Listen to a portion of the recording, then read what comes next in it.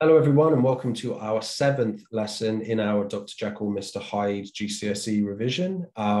So if you haven't seen any of this channel's work before, basically what we're doing over about 10, 11 weeks running up to the GCSEs is we're trying to go through all of the key characters, key themes, give you great quotes, model paragraphs that I write myself, model answers, go through those. That's what we're going to do today, and just generally give you context and other things that you need to be successful in your GCSE exam, whether that is this year, next year, year after. This is the channel for you. Okay, so we're going to, in previous weeks, we've gone through a character study of Utterson, Jekyll, Hyde, Lanyon. We've also gone through the themes of good versus evil and violence. So today we're going to go through a model essay on duality within the novel. Okay. So I have to shout out to York Notes. York Notes is a great revision website, and that is where I got this model answer for today. Regardless of which exam board you're doing, there will be some really useful ideas out of reading this with me. I'll try and point out a few of the best bits from the essay as well, and give you just a sense of what went really well. Maybe there's a couple small improvements. It is a model, it's not perfection, right? So we'll see if there's a couple things I would suggest you do on top of this. But generally, if you wrote an essay of this quality, you would be getting a high level. Okay, so the question was literally just exploring duality, one of the major themes in the novella. And we'll just go through it stage by stage. The one thing I will say before we start reading, I've sort of mentioned this in previous episodes. I think I've mentioned it in episodes of Jekyll and Hyde, but if not, definitely in Macbeth and some others. So if you haven't seen those, check those out as well. But there are a few major points to the essay that you need to cover. For most of the exam boards, they're expressed as AO1, AO2, AO3, perhaps AO4. But I'll just speak more generally than that, so that whatever mark scheme you're following, whatever exam board you're doing, it doesn't really matter. A good essay is a good essay.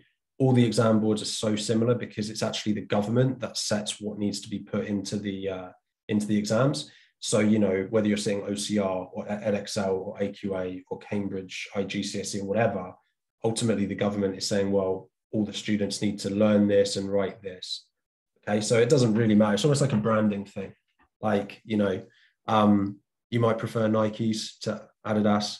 Cool, me too, but they're pretty similar on basically everything apart from the logo. All right, so the first one, which we'll call AO1, kind of is just good ideas, good points, and a good understanding of the text. Whatever the text is, whether it's Jekyll and Hyde, Macbeth, Romeo and Juliet, an Inspector Calls, Lord of the Flies, whatever you're doing, all the poetry, same, good understanding, show a good understanding of the characters, the themes, the relationships between the characters, the setting. Yeah, good understanding. The next thing is analysis. Yeah, make sure that you're analyzing your quotes deeply. Quotes can be language, obviously, metaphors, similes, that sort of stuff. It could be word choices and their connotations. So it could be, you know, an adverb and the symbolism of that adverb, or the subtext, or whatever. Yeah. Or it can also be structure. So don't neglect structure. Structure is actually something that not enough students do. So it might be a focal point, or it might be the order of the information, it might be the pace, it might be a punctuation choice, it might be a sentence form, whether it's long and complex or short and simple. Yeah, so these are the things you should be analyzing. And the more that you can zoom in detail on the quote that you pick, or the word that you pick, or whatever, the more successful you'll be. You can't just analyze a little bit on the top, you need to like analyze deeply into the quotes. And then finally, for almost all exam boards, you need to put in a little bit of reader response and a little bit of context. For some of you, this is where you will have to check your mark scheme just a little. So for example, Cambridge IGCSE does this. It needs to be more of a personal response to the text. For others, it's more just a general reader response, or, you know, with this Jekyll and Hyde, it's a Victorian novel. So you could talk about how the Victorian audience would have responded. Yeah, so just double check whether you need a personal response, like in Cambridge IGCSE, or a more general reader response, like in AQA. Yeah. And then for most of you also, you need to put in a little bit of context. Cambridge GCSE is one of the few where you don't really need to do that. But almost all the other exam boards, you need to put in context. So what Robert Louis Stevenson was like as an author. You know, there's loads you can talk about with him. He was dying of tuberculosis, for example, when he wrote this. He was an atheist, even though there's religious themes within this. You could talk about, you know, the fact that the cabinet was most likely inspired by a local criminal who actually used cabinets to steal from local people. You could talk about evolution, theory of evolution, Charles Darwin recently discovered. You could talk about the Industrial Revolution, technology growing and improving. You could talk about Freudian psychology, like the id, the ego, the superego. Yeah, so you're fitting in some context. And then the only other thing, more general, is try to write and organize the essay really well. Yeah, it's really important that you spend a few minutes planning your essay before you write it. I tell this to my students all the time. So many students are tempted to just dive in. They're like, oh, I know about this. I just need to blah, blah, blah. And like just get their ideas straight on the page. Problem with that is it doesn't come across well organized. And as an examiner, trust me, I understand when a student has organized their thoughts and ideas versus when they haven't. It's so easy for us to see. Maybe you don't think it's easy to see, but trust me, it's so freaking easy for us to see. We're like, yep, this student has spent a few minutes collecting their ideas and organizing them. And nope, this one has not, for sure. Like, it's just word vomit. Even if you don't think it is, trust, you know, we've been doing this for potentially decades, like I have. It's really easy to see the difference when you come from that more veteran perspective. You might get lucky and get an examiner that's only doing it for the first year, but even they probably were like me. They probably did, you know, GCSE and A-level English, and then they probably studied English at university, and then they went on to be taught how to teach English as a specialty subject, right? So they probably still had 5 years before they even get in the classroom or more. So they probably know. Okay, anyway, rant over. So let's read the essay. And I'll just give you my thoughts as we go through it. So I've just realized that there's like a picture of death in the corner. So I'm actually going to just expand this out a little bit because no one needs to see the deathly image for duality. Anyway, so the concept of the double is central to the strange case of Dr. Jekyll, Mr. Hyde. There are several types of duality. The most important is the mix of good and evil in human nature. Other types of duality include appearance and reality, or appearance versus reality, science, and supernatural.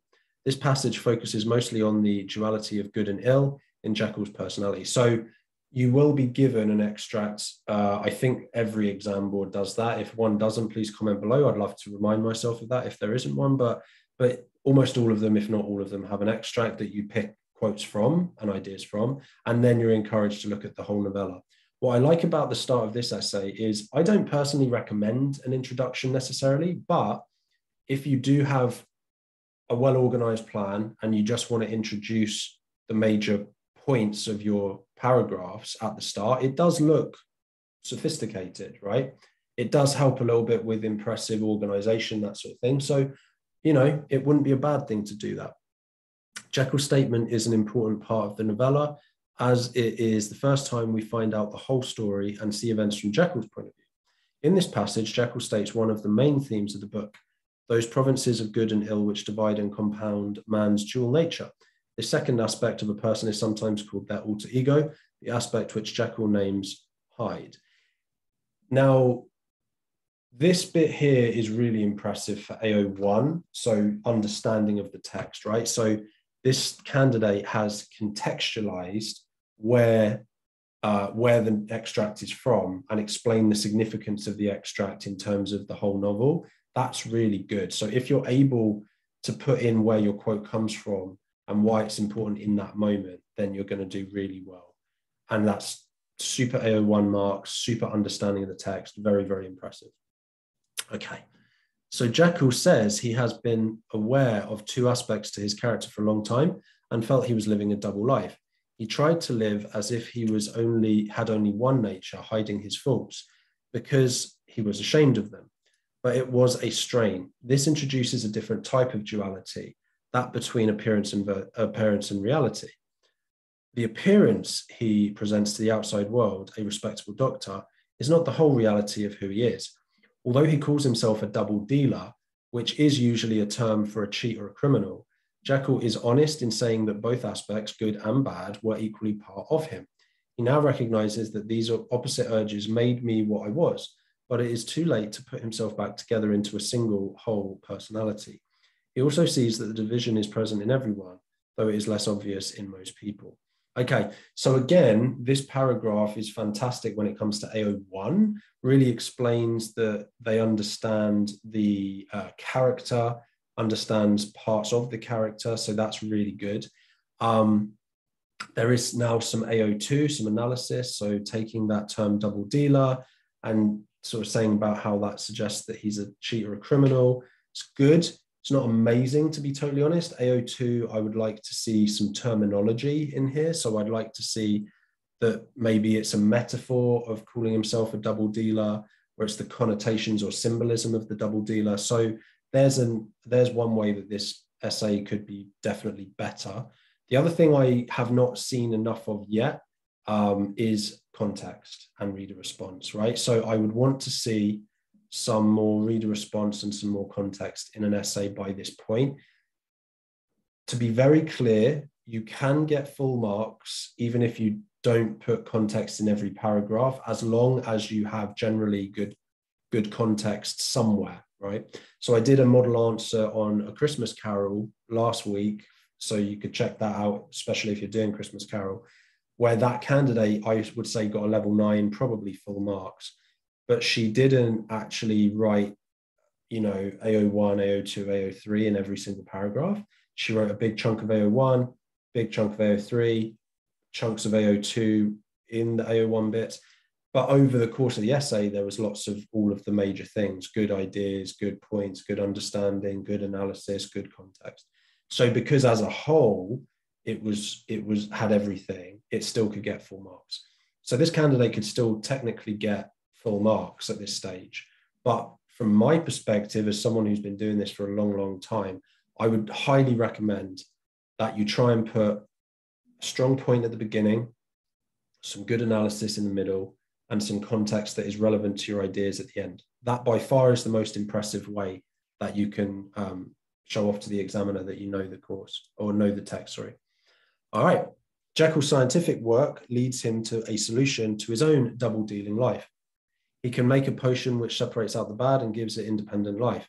But all he is really doing is making an even deeper trench between the parts of his personality. He says that his scientific studies led wholly toward the mystic and the transcendental.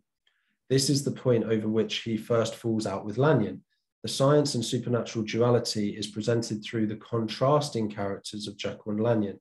This is now really perceptive. Lanyon sees science as being wholly rational, considering anything else to be balderdash. I'd have liked the word unscientific in there because it's actually unscientific balderdash. I think that that's better. A word that dismisses Jekyll's view without giving it any dignity. Jekyll's, choice of words mystical and transcendental makes his interest sound elevated and superior.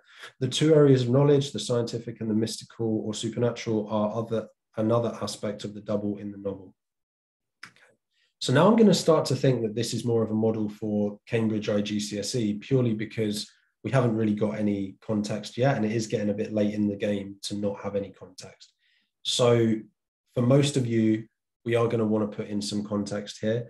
One of the big ones that we could do in here in terms of context is we could talk about the advancement of science, scientific knowledge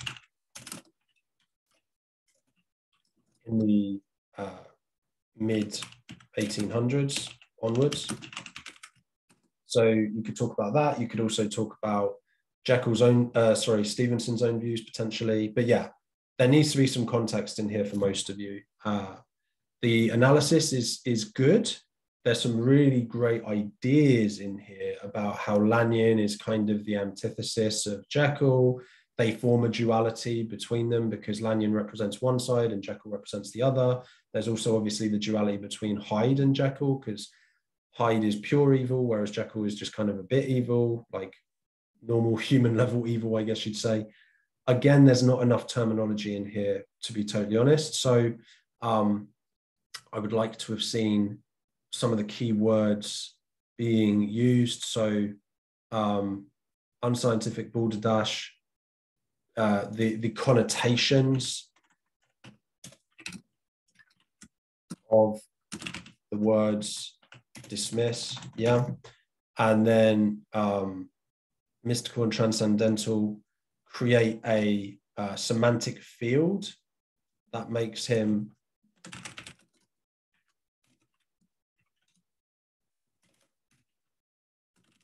that elevates his work and makes it seem superior.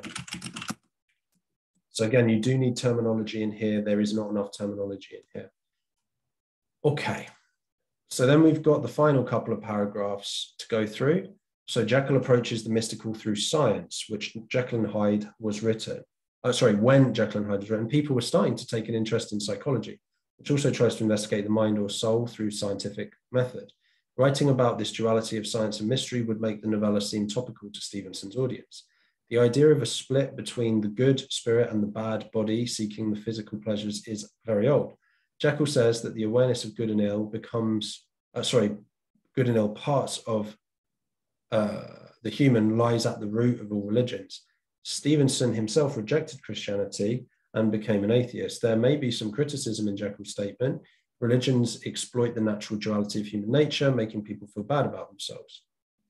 So finally, this is definitely not Cambridge now then, we have this big chunk of AO3, and it's very good AO3 context.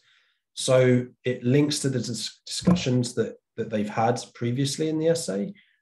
We have links to Christianity, links to the fact Stevenson rejected Christianity. It's also got links to the audience and their response, psychology, particularly Freud, I would say, links there. And yeah, very good context. And then finally, the last line suggests that there might be more than two aspects to human nature, but Jekyll doesn't know because his explorations did not pass beyond that point. He only experimented with two. This would mean a character could have more than one alter ego. But Jekyll's conclusion, which comes too late to help him, is that it is natural to be composed of conflicting parts. Man is not truly one but two. Trying to drive out the evil, to separate it in the personality of Hyde, is his downfall. The separation is not sustainable. Although Jekyll decides to give up Hyde and stops taking the potion, he cannot. Hyde breaks through because he is truly part of Jekyll. Okay, so that's the whole essay. Now, hopefully you got something out of us reading that. The reason why I picked this as a model is not necessarily because it's going to be full marks. I think that it's because it does a lot of the important things that your essay needs to do. It has amazing points. The ideas in here are really, really good. So it gets full marks as far as I'm concerned in terms of points, like answering the question of duality, exploring it, showing he understands the characters, showing how he understands what duality does in the novel. 100%, really, really good. It is weaker on AO2. It does a great job of putting in relevant quotes throughout, which is a really good thing, but it does need to put more terminology in overall. Yeah, so you do need to be using stuff to do with metaphors, similes, connotation, symbolism. Like I said, you need ideally to be putting in some structure somewhere if you can, but terminology, get it in there. Yeah. It doesn't do the way that I would recommend for context, but it still does a good job of context. So that paragraph that we just read a minute ago with all the context in there, really good. Yeah, really good context in there. And probably overall just about enough context. It might need a little bit more, but that is a really good discussion of context. So again, that's a model as far as I'm concerned of how to do 803 or context. And there's some reader response in there, which is good, but generally the bigger thing is understanding the context anyway. So, you know, getting a little reader response and how we feel about the characters. They've done that a little bit as well. But by far the biggest thing that is holding this essay back from, in my opinion, being absolute full marks is it needs to have more terminology. Doesn't need more quotes. The quotes are good. It needs a little bit more terminology to explain how the quotes fit in and do their stuff. So I would give it between a level 7 and a level 8. And then I've told you how you would get it to a level 9. But still, lots of good stuff in here, hopefully on duality to help you. I was thinking about doing a series where I just take lower level, because everyone does level 9 analysis, blah, blah, blah, right? No one takes like a level 5 and explains how to get it up to a level 9. Through this essay, I'm hoping to show you like some deficiencies in this model so that you can think about your own deficiencies, because everyone has them, even I have them. Obviously, like if I'm writing an essay, I'm not going to get it perfect straight away.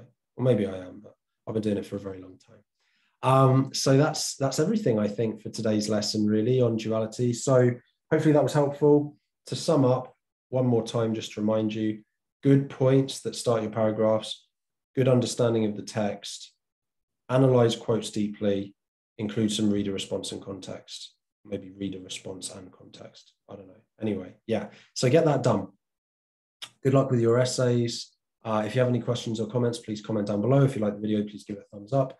Next week, we're going to be going through some repression is my plan, like repression in the novella. We also need to go through some corruption as well. If you like the idea of doing some more model answers, please let me know and I'll do some more of these. Otherwise, good work today and I'll see you in the next one.